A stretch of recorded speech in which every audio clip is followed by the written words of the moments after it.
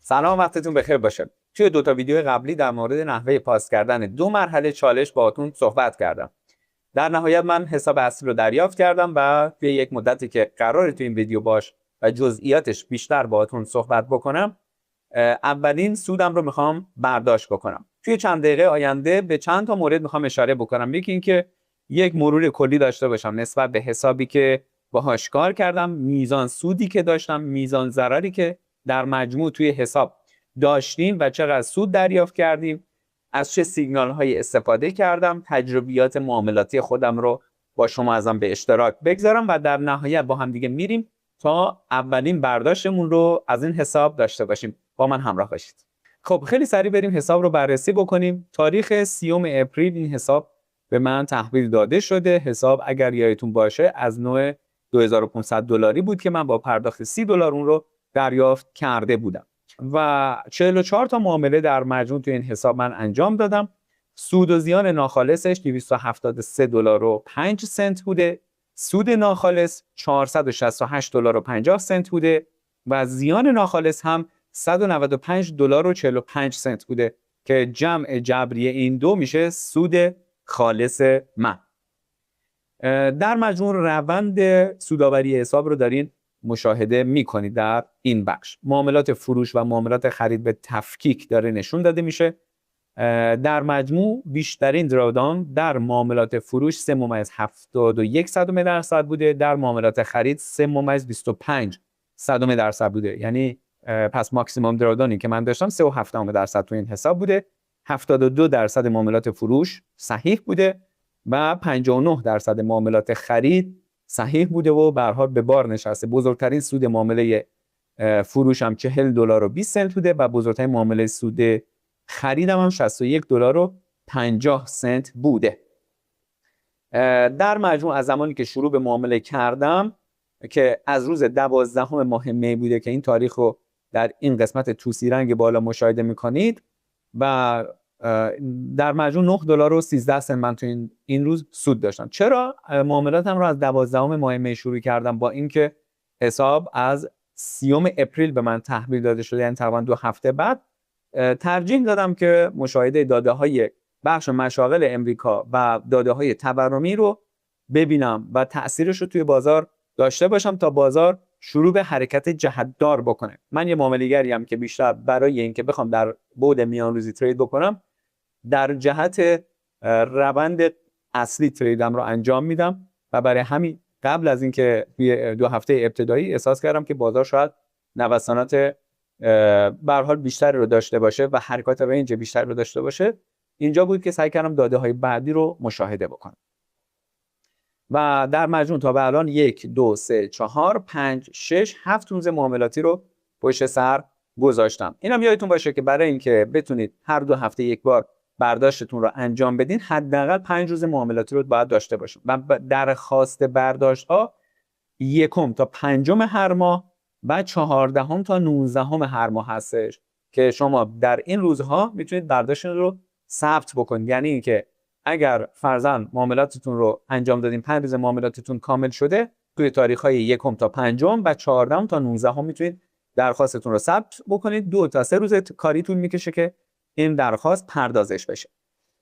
این مروری بود که روی حسابم میتونستیم داشته باشیم. ژورنال معاملاتیم رو اگر نگاه بکنید میتونید به جزئیات روی نمادهایی که بیشتر کار کردم یا تعداد معاملات موفقم یا ناموفقم هم یک نگاهی داشته باشیم. 29 معامله موفق بوده، 15 تا ناموفق بوده یا ضرر داشتن داخلش و به این شکل حالا میتونید یک نمای کلی هم از اینجا داشته باشید. معاملاتی که روی نمادهای مختلف داشتم رو شما میتونید توی کابین خودتون روی حسابتون اینجا برای خودتون داشته باشید. در قسمت داشبورد هم یک نگاه کلی در مجموع میتونید روی حسابتون و روند سودآوریتون که اینجا بوده داشته باشین. اینو یادتون باشه توی قسمت داشبورد زمانی که شما دارید معامله میکنید این قسمت مثل کیلومترمر خودروتون عمل میکنه. هر روز سطح درآمد روزانه‌تون و درآمد کلیتون رو داره بهتون نشون میده. روزهایی که غیر فعال بوده حسابتون بعد درآمد روزانه‌تون رو داره در اینجا کاملا نشون میده. بریم روی حساب متا تریدر هم بررسی بکنیم. توی متا تریدر همونطور که میبینید روز 30 این حساب به من تحویل شده، ولی اولین معامله‌ام از روز خدمت شما عرض می‌کنم 12 ماه می بوده و دیگه تریدام شروع شده. بیشتر معاملاتم روی طلا، جفت ارزهای اصلی، نفت، بازار سهام امریکا هم رو، نزدک رو داشتم و بیت کوین هم رو داشتم، کریپتوکارنسی هم رو داشتم. پس این چند بعدی بودن نمادها، اینکه روی هر بازار شما منحصر به یک بازار نباشین، هم توصیه کردم قبلا که به شما کمک میکنه. فرضاً اینجا سودی که روی معامله بیت کوین داشتم، یک معامله خریدی بودی که توی این قسمت گرفتم و $44 از اینجا با یه ریسک کوتاه و کوچک موفق شدم که این ترید رو داشته باشم با سود حد سود بزرگتر. و در مجموع اینو قبلا هم توصیه کردم. و یک موضوعی هم که گفتم بهتون، با این که ما میتونیم در حساب‌هایی که 2 مرحله‌ای پاسش میکنیم در مجموع 4% ضرر روزانه داشته باشیم، ولی هیچ وقت روی 4% ست نکنید، کمتر از اون باشه. من همیشه بین 3 تا 3.5% سعی میکنم که این کارو انجام بدم. یک مرور هم داشته باشیم توی این قسمت. شما میتونید توی همون متاتریدر 5 یک دیدگاه کلی و کاملی حتی در مورد وضعیت روند معاملاتیتون اینجا داشته باشید. در قسمت پرافیت اند لاس اینجا مشاهده میکنید که میانگین برآیند سود و زیان روزانه‌ام به چه شکلی بوده. فرضاً اون روزی که $40 برآیند سودم بوده، $127 سود داشتم، $86 زیان داشتم و برآیندن $40.73 سود داشته حسابم. و اینو در جریان باشید که اون ستاپ هایی که تو اون روز دارین رو با دقت خوبی انجام بدین. فقط تمرکزتون رو روی معامله کردن بذارید. خیلی از دوستان اتفاقی که براشون میفته یا برای همه ما پیش میاد، حالا حساب $2500 مثلا میریم مثلا $5000 یا $3000 میگیریم و مدام منتظریم که این حساب پاس بشه تا پاس بکنیم و به اون سوده برسیم، غافل از این که این تفکر باعث عجله توی ما میشه و موقعیت‌ها رو یا عجله میکنیم تو ورودش و به هر حال روند معاملاتیمون به هم میخوره. توصیه من اینه که هر حساب رو، هر پلنی رو که میگیرین، برای رسیدن به پاس کردن عجله نداشته باشین. و شما فرض کنید از روز اول این حساب رو اصلا گرفتین، مال خودتونه و دیگه باید تمرکزتون رو روی معامله کردن بگذارید. و این توصیه هستش که میتونم انجام بدم و اینو اگر رعایت بکنید مطمئنا معاملات بهتری رو خواهید داشت و کمک میکنه بهتون. اصلا هم تعداد روزهای معاملاتیم که 7 روز بود و روند سود زیانش هم رو که داریم مشاهده میفرماییم.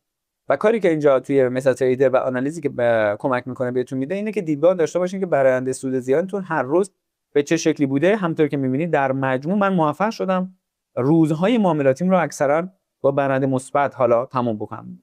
کلید موفقیتم هم این بوده که بعد از اینکه اخبار رو چک میکنم هر روز و آنالیزش رو میذارم که میگم از چه سیگنال‌های استفاده کردم، بعداً بر مبناش ستاپ‌های تکنیکال میچینم و روی اونها شروع به معامله میکنم. یه بار دیگه روند رو میگم، در ابتدا اخبارهای روز رو مطالعه میکنم، آنالیزش رو روی اون نمادها بررسی میکنم که چکیده اون میاد در گزارش‌های تحلیل روزانه که در کانال آلپاری، در بخش سوپر گروه، در بخش تحلیل مارکت آلپاری اینجا برای شما از آن قرار داده میشه. و زمانی که شما توی این تحلیل ها رو دارین مطالعه میکنید که عموما 3 تا نماد طلا، بیت کوین و نفت رو داریم، 3 تا نمادی که الان ترندن و دارن توی بازار، نفت که داره یک تازی میکنه و باعث اثرگذاری روی اکثر بازارها شده و در کنارش طلا هم که یک نماد پرتقاضا هستش، بیت کوین هم رو داریم. و همونطور که مشاهده میکنید مثلا توی روز گذشته، روز 19 ماه می، این تحلیلی بود که روی طلا داشتیم. وضعیت شرایط سیاسی اقتصادی بررسی شد، توی گزارش‌های بنیادینش داره عنوان میشه. همونطور که مشاهده میکنید اینجا توی تحلیل طلای هر روز ما داریمش. این تحلیل روز 19 بوده. در بخش مهمترین، در بخش بنیادی مهمترین اخبارها و اثرگذاریش در توی بازار عنوان میشه و در بخش تحلیل تکنیکی هم عنوان شده که مثلا کراس نزولی میانگین‌های 30 و 100 رو داشتیم، تمایلات نزولی میان روزی رو تقویت کرده و تا زمانی که قیمت زیر سطح کلیدی این محدوده 4562 4555 باشه، انتظار برای اهداف بعدی وجود داره. ستاپ داره به شما میده و اگه حتی شما تو اون روز دیروز انتظار برای خرید رو داشتید، این سطح کلیدی باعث میشه که شما خریدار رو محتاط‌تر بکنه یا صبر بکنید این سطح شکسته بشه. چرا سطوحی که ما مشخص میکنیم مهم هستن؟ چون بر مبنای میزان تحرکات روزانه داره سنجیده میشه، از سمتش تحلیل بین بازاری و روند دلار امریکا و عوامل اثرگذارش داره سنجیده میشه و در مجموع با تناسبات موجی که من سعی میکنم توی محاسباتم برای بخش تکنیکال رعایت بکنم، دقت این سطوح تقریبا به نحو خوبی بالا هستش، به نحوی که واقعا قابل تکیه هستن و در نهایت نتایج به این شکل رو ما داریم. پس اگه مراجعه بکنیم به حساب خود من، در روز گذشته طلا رو به این شکل معامله کردم که با تحلیلی که دیروز داشتم روی نواحی فروش چند تا معامله داشتم و سودای خوبی هم رو اینجا داشتیم. در ابتدا اینجا اگر که نگاه بکنیم برای دیروز روز 19 مشاهده میکنیم که طلا روی طلا چند مرحله معامله فروش رو و اون معاملات سوده بزرگم رو اینجا روی طلا و فروش طلا داشت. خب پس این توصیه رو که از تحلیل ها حتما استفاده بکنید لطفاً گوشه کار داشته باشین و سیگنال هایی که در روز دارم میگم همین از تحلیل های ازش که روزانه داریم روی کانال آلپاری قرار میدیم. در ابتدا تحلیل بازار، بعدش ستاپ چینی و بعدش استفاده و مدیریت سرمایه. خب بریم آموزش نحوه برداشت رو داشته باشیم. به چه شکلی میتونیم برداشتمون رو انجام بدیم. در قسمت داشبورد اینجا سود قابل دسترس رو به من داره نشون میده. برداشت رو میزنم و قبل از اینکه شما برداشتتون رو ثبت بکنید لازمه که حسابی که میخواین بهش واریز بشه رو اضافه بکنید. ابزار حساب رو در بخش حساب‌های دیگر ابزار حساب رو میزنید و من قبلا این کار رو انجام دادم. نوع برداشتتون رو که من اینجا رمزارز می‌خواستم رو انتخاب کردم. یک اسم میذارم برای این حسابی که دارم اضافه میکنم که مشخص بشه حالا برای خودم که به کجا داره واریز میشه. نوع شبکه رو اینجا مشخص میکنید، اگه ترون TRC20، اگه اتریوم ERC20 یا هر شبکه‌ای که به هر حال دارین استفاده میکنید. آدرس شبکه رو اینجا میزنید، آدرس کیف پولتون رو اینجا وارد میکنید و نوع ارزی که میخواین و من USDT رو انتخاب کرده بودم. و در قسمت برداشت اینجا بعد از اینکه حالا حساب رو اضافه کردم و بارگذاری مدرک هم رو اینجا انجام دادم که میتونه یکی از مدارک پاسپورت، شناسنامه، کارت ملی یا گواهینامه رانندگی باشه، ایجاد حساب رو میزنم. بعد از اینکه تایید شد در قسمت برداشت اینجا میام و نوع حسابم رو انتخاب میکنم، رمزارز و اون حسابی که اضافه کردم رو انتخاب میکنم و در مجموع اینجا سودی که میتونم برداشت کنم ماکسیمم $262.11. وقتی که اینو وارد میکنم رقمی کمتر به من نشون داده میشه که این 90% سودی هست، سود کلی هستش که به من پرداخت میشه و همونطور که مشاهده میکنید $262.11 ضرب در 90% میشه $235.89 که اینجا $235.92 رو 90 سنت رو حالا گرد به سمت بالا کرده و این سود رو به من پرداخت میکنه. بعد از اینکه